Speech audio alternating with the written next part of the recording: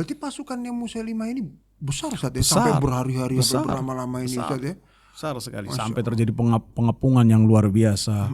Kemudian juga ada langkah heroik yang dicontohkan dan ditampilkan oleh Al-Bara, bagaimana Al-Bara ini dilemparkan ke tempat yang berlindungnya pasukannya Musailimah Al-Kadzdzab. Dilempar pakai apa Ustaz? Pakai minjanik. Subhanallah. Menjadi buat batu kan biasanya itu. Dan beliau melayang sampai masuk ke satu tempat, hadiqah di kebun, yang kebun tersebut sudah menyerupai seperti benteng. Beliau masuk, kemudian beliau ditombak, beliau dilempar, terus dia membuka pintu walaupun beliau berdarah-darah. Sendiri Ustaz? Iya, setelahnya kaum muslimin masuk, dimuawali dengan Abu Dujana, Ali bin Abi Thalib, kemudian masuk merangsek. Jadi dia sendiri tuh lompat ke dalam. Iya. Masya Allah. Jadi Ini sahabat nih kadang-kadang ini ya Ustaz, keberanian itu nggak di luar nalar lah istilahnya luar Ustaz ya. biasa.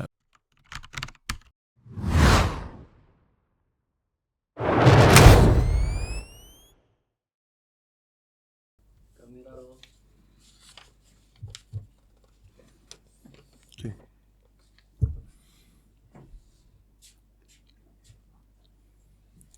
Alhamdulillahirrabbilalamin. Wassalatu wassalamu ala rasulillah. Teman-teman podcast yang memiliki waktu luang, alangkah baiknya kita isi dengan hal yang bermanfaat. Saat ini kita telah bersama Ustadz Jeffrey Bajri. Kita akan membahas kelanjutan dari podcast kita yang sebelumnya, insya Allah. Ustadz, ahlan Ustadz, bakhair Ustadz. Alhamdulillah. Alhamdulillah Ustadz. Masya Allah, antum datang kembali lagi ke sini Ustadz. Kita semangat nih Ustadz. Kemarin lagi seru-serunya nih Ustadz nih kayaknya nih Ustadz. Bisa kita lanjutkan. Bisa kita lanjutkan Ustadz, insya Allah Ustadz. Ini ada kita langsung kalau antum gak keberatan Ustadz, kita langsung ke pembahasan tentang Abu Bakar itu di zaman kekhalifahan Abu Bakar itu Ustadz. Itu kan peperangan terus terjadi Ustadz. Yang sebelum-sebelumnya itu juga terjadi peperangan di zaman Rasulullah SAW. Dan kekuasaan kaum muslimin ini kan di zaman Rasulullah SAW dia terus meluas, bertambah gitu. Nah di zaman Abu Bakar ini Ustadz, itu kan sedang banyaknya kaum muslimin yang murtad dan segala macamnya. Apakah kekuasaan kaum muslimin ini berkurang atau tetap malah semakin luas Ustaz? Fadhal Ustaz. Bismillah wassalatu wassalamu ala rasulillah wa ala alihi wa sahbihi wasallam. Ya, pada hakikatnya apa yang terjadi pada zaman Al-Khalifah Ar-Rashid Abu Bakar As-Siddiqul Akbar radhiyallahu anhu adalah suatu hal yang luar biasa. Beliau orang yang dikenal dengan sangat lembut, akan tetapi di waktu yang membutuhkan ketegasan beliau, di waktu yang membutuhkan sikap yang luar biasa, walaupun kesannya sangat keras, maka beliau menunjukkan bahwasanya termasuk dalam sunnah ketika kita memiliki sikap yang keras, akan tetapi di waktu dan tempat yang tepat. Karena pada saat itu sebagian dari orang-orang Arab, mereka keluar dari agama yang mulia ini. Mereka seakan-akan mengatakan agama Islam yang mereka tunduk dan patuh itu ketika ada Nabi Muhammad SAW saja. Ada yang mereka murtadnya keluarnya secara menyeluruh. Ada juga yang mereka murtadnya dikarenakan keengganan mereka untuk mengeluarkan zakat. Seperti yang sudah kita bahas. Maka pada saat itu Abu Bakar As-Siddiq radhiyallahu anhu lebih sibuk dengan apa yang terjadi di dalam kekuasaannya ini, di tengah kaum muslimin, untuk mengendalikan keadaan, untuk mengendalikan kondisi. Sebagaimana beliau mendapatkan kabar pun terjadi kegoncangan di orang-orang Quraisy Mekah. Kemudian Attab bin Usaid menenangkan orang-orang Quraisy sehingga mereka termasuk orang-orang yang teguh dalam keimanannya. Sehingga menyebarnya, bertambahnya peta kekuasaan kaum muslimin pada zaman Abu Bakar itu tidaklah seluas seperti yang terjadi pada zaman Umar bin Khattab. Oh, setelahnya. Ya, kalaupun zaman Umar bin Khattab kan sangat luas sekali. Bahkan sampai berhenti di laut. Ketika ditanyakan apa itu laut, Umar tidak tahu apa itu laut, maka beliau takut apabila pasukan yang dibawa adalah akan sampai kepada kebinasaan. Dan begitu juga yang menjadikan kekuasaannya itu tidak sebanyak meluasnya seperti zaman Umar, mungkin karena waktu khilafahnya Abu Bakar As-Siddiq itu tidak terlalu lama. Ya, tidak terlalu lama. Beliau pada usia 63 tahun, jadi hanya 2 tahun sekian saja beliau wafat. Sehingga beliau itu hanya menambahkan kekuasaan menyeluruh dari negeri Syam. Negeri Syam itu beliau dengan izin Allah Subhanahu wa taala mampu menaklukkan negeri Syam dan sedikit dari Irak. Setelahnya Irak dimenangkan dan ditaklukkan oleh khalifah kelanjutan dari khalifah Abu Bakar, yaitu Umar bin Khattab radhiyallahu anhu. Akan tapi yang unik adalah sebagian ulama mengatakan pada diri Rasulullah sallallahu alaihi wasallam itu ada sifat keras. Dan pada diri Rasulullah sallallahu alaihi wasallam ada sikap lembut. Sikap lembut itu diserap oleh Abu Bakar As-Siddiq radhiyallahu anhu. Dan sikap keras yang ada pada diri Rasulullah sallallahu alaihi wasallam diserap oleh Umar bin Khattab radhiyallahu anhu. Dan dua khalifah ini ketika menaklukkan dua daerah besar sesuai dengan tipikal yang mereka dapat dari Rasulullah sallallahu alaihi wasallam. Negeri Syam yang ditaklukkan oleh kaum muslimin di zaman Abu Bakar Siddiq radhiyallahu anhu, masyarakatnya adalah masyarakat yang lembut, yang tidak keras, sesuai dengan karakteristik dari Abu Bakar Siddiq radhiyallahu anhu. Adapun negeri Irak yang sangat luas itu ditaklukkan oleh orang yang tipikalnya sama dengan negeri tersebut, yaitu Umar ibn al-Khattab. Bahkan Umar bin Khattab termasuk orang yang pada zamannya itu awal api abadi yang dimiliki oleh orang-orang Majusi pun mulai padam sampai padam sempurnanya pada zaman Umar bin Khattab kalau tidak salah ya. Atau pada zaman Khalifah Utsman bin Affan di antara keduanya gitu. Jadi di zaman zaman Abu Bakar itu kekuasaan kaum muslimin bertambah, akan tapi tidak sebanyak pada zaman Umar bin Khattab. Yang pertama karena beliau sibuk dengan urusan dalam negeri, seperti yang terjadi pada zaman Khalifah Ali. Khalifah Ali itu pada zamannya tidak ada penambahan sedikit pun ataupun ada sedikit, karena sibuk dengan apa yang terjadi di dalam tubuh kaum muslimin untuk beliau mengendalikan keadaan. Yang kedua disebabkan karena masa khilafah beliau tidak terlalu lama. Gitu. Subhanallah. Jadi Ustaz, ada penambahan, cuman tidak terlalu banyak, tapi termasuk Syam itu kan termasuk yang inti lah Ustaz ya, masuk negeri kaum muslimin. Nah, contoh satu lagi di zamannya kekhalifahan Abu Bakar Ustaz yang kita pernah dengar itu tentang nabi palsu Ustaz. Kalau nggak salah namanya Musailama atau Musailimah Ustaz. Musailimah Al-Kadzab. Nah, ini Ustaz, ada nggak kisah-kisah yang akhirnya peperangan dengan beliau sampai gimana lah kematian si nabi palsu ini Ustaz?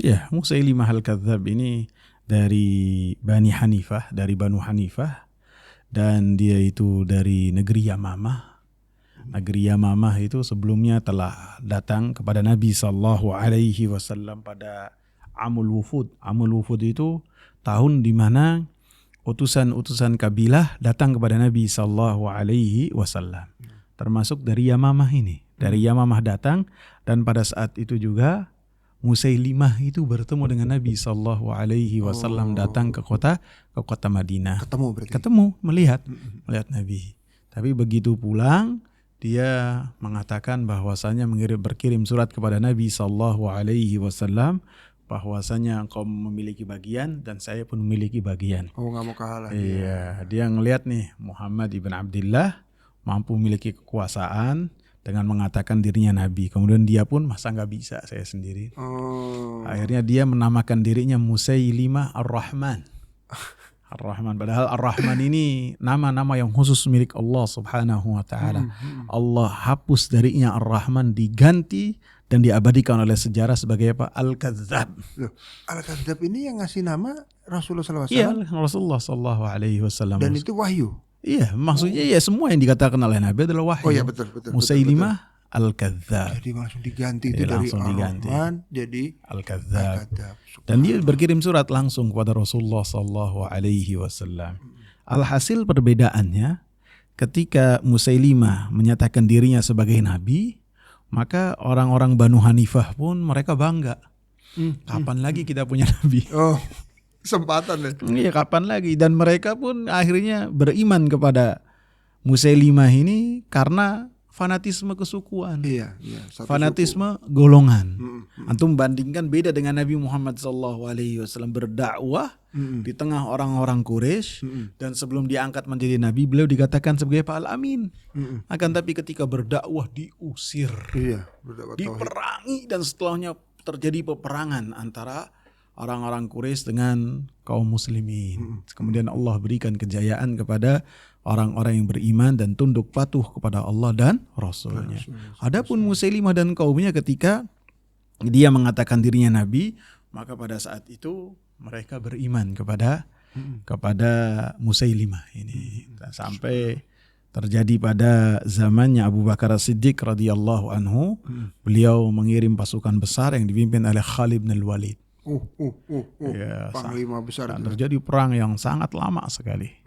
Sampai dikatakan bahwasanya peperangan ini dikatakan terjadi pada tahun 11 dan sampai ulama yang lain mengatakan terjadi juga pada tahun 12. Jadi bisa jadi sangat panjang durasinya dari 11 sampai 12 Hijriah. Setahun lah anggaplah kita. Iya, setahun, jadi bukan waktu yang sebentar. Iya. Dan pengepungan yang lama sampai akhirnya Musailimah al-Kadzdzab ini mati di tangannya Wahsy. Wahsy ini siapa, Ustaz? Wahsy ini adalah seorang budak belian yang dia diminta untuk membunuh Hamzah. Oh iya. Hamzah bin Abdul Muttalib. Iya, betul. Oh, itu beriman akhirnya, Ustaz. Beriman. Dan dia datang kepada Nabi sallallahu alaihi wasallam menyatakan keislamannya. Nabi sallallahu alaihi wasallam mengatakan, saya menerima keislaman engkau, akan tapi saya minta jangan kau berdiri di hadapan saya. Oh, karena Rasulullah sallallahu alaihi wasallam masih memendam rasa sedih. Iya. Cintanya dia sama Hamzah itu. Akan tapi Wahsy mengatakan, tombak saya ini yang pertama pernah mengenai orang yang termasuk paling baik, yaitu Hamzah. Dan yang kedua, tombak ini pernah membunuh juga orang yang paling jelek, yaitu Musailimah al-Kadzdzab. Jadi keahlian dia memang nombak tuh memang keahlian dia. Dan akhirnya Al-Musailimah pun ditarget oleh Al-Wahsy ini. Ditombak mati. Subhanallah. Berarti pasukannya Musailimah ini besar Ustaz ya? Sampai berhari-hari sampai berlama-lama ini Ustaz ya? Besar sekali. Sampai terjadi pengepungan yang luar biasa. Kemudian juga ada langkah heroik yang dicontohkan dan ditampilkan oleh Al-Bara, bagaimana Al-Bara ini dilemparkan ke tempat yang berlindungnya pasukannya Musailimah al-Kadzdzab. Dilempar pakai apa, Ustaz? Pakai minjanik. Subhanallah. Minjanik buat batu kan biasanya itu. Enggak, ini buat orang. Ini buat orang. Buat orang. Dan beliau melayang sampai masuk ke satu tempat hadiqah di kebun, yang kebun tersebut sudah menyerupai seperti benteng. Beliau masuk, kemudian beliau ditombak, beliau dilempar, terus dia membuka pintu walaupun beliau berdarah-darah. Sendiri, Ustaz? Iya, setelahnya kaum muslimin masuk, dimuawali dengan Abu Dujana, Ali bin Abi Thalib, kemudian masuk merangsek kepada pasukannya Musailimah dan mereka pun binasa. Setelah dia buka pintu baru pada masuk. Jadi dia sendiri tuh lompat ke dalam. Iya. Jadi sahabat nih kadang-kadang ini ya Ustaz, keberanian itu nggak di luar nalar lah istilahnya. Luar Ustaz, biasa. Ya. Mereka karena ngarep sahid ya Ustaz ya. Mereka orang-orang yang telah berniaga dengan Allah Subhanahu wa taala. Menjual diri mereka, harta-harta mereka, nyawa-nyawa mereka di jalan Allah Subhanahu wa taala. Subhanallah, luar biasa sekali. Jadi sahabat-sahabat tertentu ini kadang-kadang mereka punya keberanian-keberanian yang memang menentukan juga kemenangan-kemenangan perang-perang itu Ustaz ya. Iya. Subhanallah. Ada lagi nggak Ustaz? Ini jadi menarik nih kita ngebahas sahabat nih Ustaz. Yang mereka kadang-kadang kita kurang dengar lah namanya gitu Ustaz. Ada nggak Ustaz sahabat-sahabat yang memiliki kelebihan atau mempunyai mungkin istilahnya karomah Dan ini yang dilakukan oleh Umar. Melihat orang baru ditanya. Kamu Ditanya, siapa? kamu siapa? Saya Abdullah ibn Thawb. Abdullah ibn Thawb. Orang mana kamu? Orang Yaman. Oh, orang Yaman. Kata Umar bin Khattab, saya dengar di Yaman ada kejadian yang luar biasa. Ada orang yang dilempar ke dalam api yang menyala-nyala, kemudian dia bisa selamat. Kata orang ini mengatakan, ya saya dengar juga. Dia nggak ngaku dia. Oh. Saya dengar juga. Ya. Kalau kita kan mungkin, oh itu saya. Itu. Oh iya. Enggak. Bangga dong. Dia mengatakan, oh saya dengar juga. Kalau kita duluan, itu gue, itu saya gitu. Enggak. Oh itu saya itu gitu. Langsung dipeluk oleh Umar bin Khattab.